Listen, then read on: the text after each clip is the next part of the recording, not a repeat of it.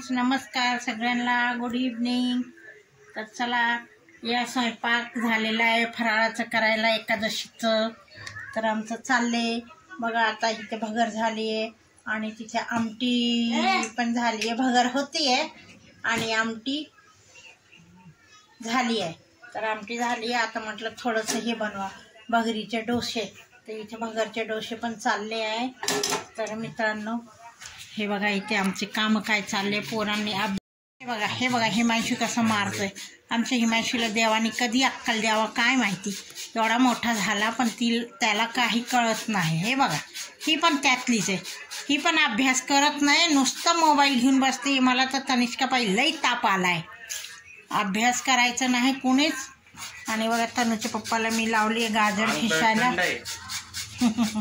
गाजर खिसायला म्हटलं उद्या नाश्त्याला गाजरचा हलवा होईल। सकाळी सकाळी कोण बनवत बसेल, तर म्हणून मी गाजरचा हलवा म्हटलं आता शिजून वगैरे ठेवा। आणि गाजरचा हलवा मला थंड खूप आवडतं गरमपेक्षा। तर चला मित्रांनो, इथे चाललं आहे तनिष्काने बघा, मला पण कपडे आवरू देत नाही आणि स्वतः पण आवरत नाही, नुसतं पसारा पसारा पसारा करून ठेवते। तर चला तुम्ही मित्रांनो, हे भगर तिखट बनवलेली आहे पण गिचकाच होती।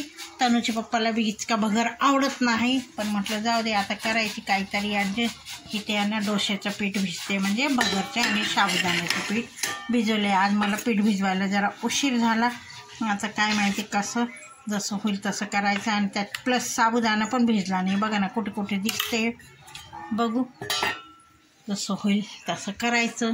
तर चला मित्रांनो, हे चालले भगरचे आणि साबुदाण्याचे डोसे, छान लागतात। इथे चालला माझा गाजरचा हलवा। तर अशा प्रकारे मी बनवलेला आहे मित्रांनो। आणि ही बेटर आहे डोश्याचं।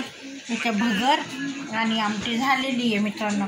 आणि तनिष्का बघा आमची कोणत्या कोपऱ्यात घुसली अभ्यास करायला, बघा बघा कुठे घुसली आहे तनिष्का, कपाटाच्या मागे, म्हणजे तिला कुणी बघायला नको आणि काही नको, आहे ना जाण्या।